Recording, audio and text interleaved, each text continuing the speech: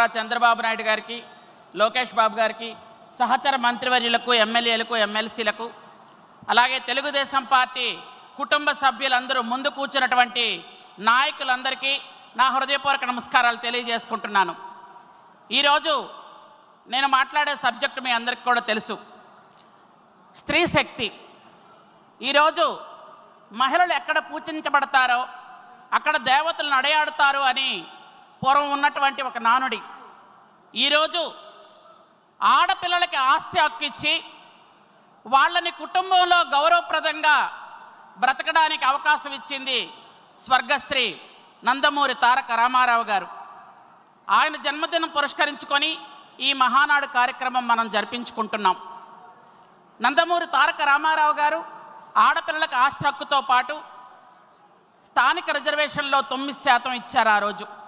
అలా ఇచ్చిన తర్వాత మనందరం కూడా చంద్రబాబు నాయుడు గారు వచ్చిన తర్వాత స్థానిక సంస్థల ఎన్నికల్లో 33% రిజర్వేషన్తో పాటు కాలేజీల్లో అలాగే ఉద్యోగ అవకాశాల్లో కూడా 33% రిజర్వేషన్ ఇచ్చి స్త్రీ శక్తికి మరి కాస్త మనందరినీ వెన్నుతట్టి ప్రోత్సహించినటువంటి మహానుభావులు మన చంద్రబాబు నాయుడు గారు.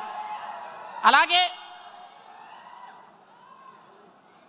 గత ప్రభుత్వంలో జగన్మోహన్ రెడ్డి అక్క చెల్లెమ్మలు అని పిలిచి నుదుటి మీద ముద్దు పెట్టి నెత్తి మీద ఒక గుద్దు గుద్ది వాళ్ళని కింద పడేసిన పరిస్థితి మీ అందరికీ కూడా తెలుసు. ఈరోజు ఎవరైనా ఒక ఆడపిల్ల కన్నీళ్ళు ఉన్నాయి అంటే వెంటనే నేనున్నాను అనుకొని ముందుకొచ్చి వాళ్ళ కన్నీళ్లు తుడిచేటట్టు పరిస్తున్నటువంటి ఈ సందర్భంలో ఈరోజు లోకేష్ బాబు గారి గురించి చెప్పాలి. ఒక వాట్సాప్ మెసేజ్ పెట్టినా, ఎవరైనా ఒక లెటర్ రాసినా, ఎవరైనా ఒక కబురు ఉంచినా చాలు వెంటనే లోకేష్ బాబు గారు స్పందించి ఆ ఆడపిల్లకి రక్షణగా ఉంటున్నారు. అలాగే ఆడపిల్లలను ఎవరైనా ఏడిపించినా, ఆడపిల్లల మీద అగాధ్యాలు చేసినా వెంటనే వాళ్ళ తాట తీయండి అని చంద్రబాబు నాయుడు గారు ఒక ఆర్డర్స్ కూడా వేశారు. ఆ రోజు అమరావతిలో మహిళల్ని బట్టలు ఊడదీసి వాళ్ళంతా అసభ్యకరంగా వాళ్ళని కొట్టి, అలాగే చాలామంది ఈరోజు వేదిక మీద ఉన్నటువంటి మాలాంటి చాలామంది ప్రజాప్రతినిధుల్ని పూర్తిగా అసభ్యకరమైన పోస్టు పెట్టి ఎంతో హింసించేవాళ్ళు. ఈరోజు చూసుకున్నట్టయితే మహిళల్ని భద్రతతో బాధ్యతగా ఈ పార్టీ ఆ పార్టీ అని చూడకుండా ఎవరైనా కామెంట్ చేస్తే ఊరుకోను అని ఒక నిర్ణయం చెప్పినటువంటి చంద్రబాబు నాయుడు గారికి మహిళా లోకం అంతా కూడా రుణపడి ఉంటామని మనందరం కూడా తెలియజేసుకోవాలి.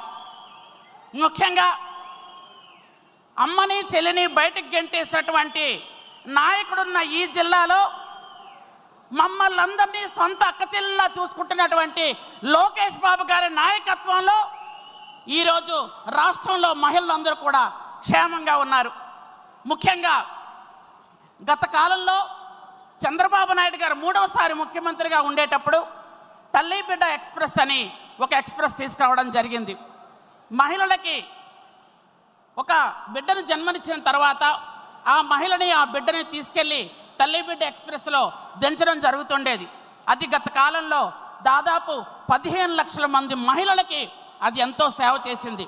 కానీ గత సైకో జగన్మోహన్ రెడ్డి ఈ జిల్లాలో ఉన్నటువంటి పులివెందుల పులి అని చెప్పుకుంటున్నటువంటి పిల్లి మనందరం కూడా మాట్లాడితే వెంటనే ఏదైనా వేరే రాష్ట్రానికి పారిపోతున్నటువంటి ఒక అసమర్థుడు మహిళల తాలూకా ఎన్ని పథకాలు క్యాన్సిల్ చేశాడు అనంటే చాలా పథకాలు, 1 కాదు 2 కాదు.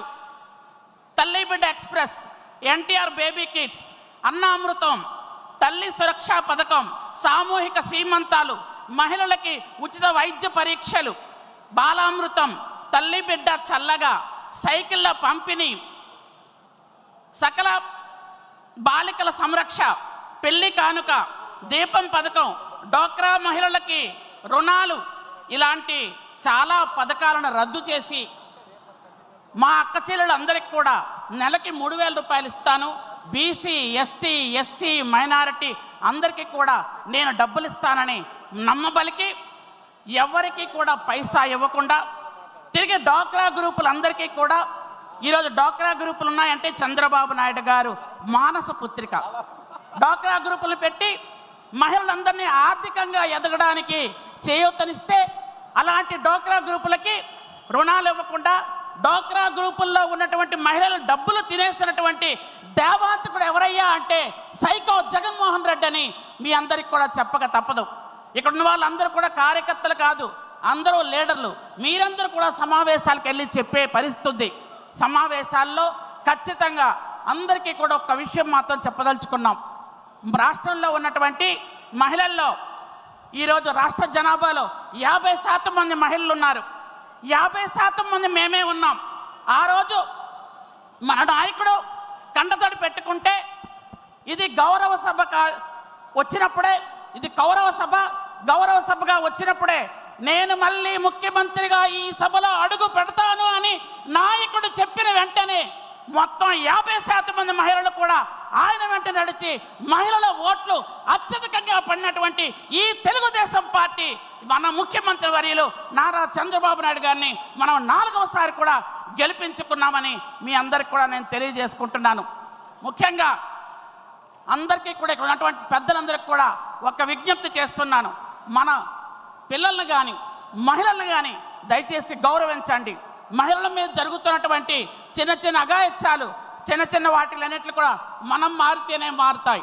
ఎందుకంటే ఎంతమంది పోలీసులు ఉన్నా కానీ మన తెలుగుదేశం పార్టీ కుటుంబ సభ్యులందరూ కూడా పోలీసుల్లాగుండి మహిళలను రక్షించమని మరొక్కసారి మీ అందరికీ తెలియజేసుకుంటూ ఈరోజు నాకు ఈ అవకాశం ఇచ్చినటువంటి చంద్రబాబు నాయుడు గారికి హృదయపూర్వకంగా ధన్యవాదాలు తెలియజేసుకుంటూ, ఒక గిరిజన మహిళని నేను ఈరోజు రాష్ట్ర మంత్రిగా ఇక్కడ ఉన్నాను అంటే ఒక సామాన్య గిరిజన కుటుంబంలో పుట్టి నాలాగే ఇంకొక 2 సోదరీమణులు ఉన్నారు.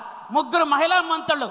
గత కాలంలో మహిళా మంత్రుల్లాగా ప్రెస్లకు మాత్రమే కనిపించే మంత్రులు కాదు, స్వశక్తితో నిర్ణయాలు తీసుకొని మీరు పని చేయండి అని భుజం తట్టి మమ్మల్ని ముందుకు పంపిస్తున్నటువంటి చంద్రబాబు నాయుడు గారికి, లోకేష్ బాబు గారికి నా హృదయపూర్వకమైనటువంటి ధన్యవాదాలు తెలియజేసుకుంటూ మమ్మల్ని ఆశీర్వదించిన మీ అందరికీ మరొక్కసారి నా హృదయపూర్వక ధన్యవాదాలు. జై హింద్, జై తెలుగుదేశం.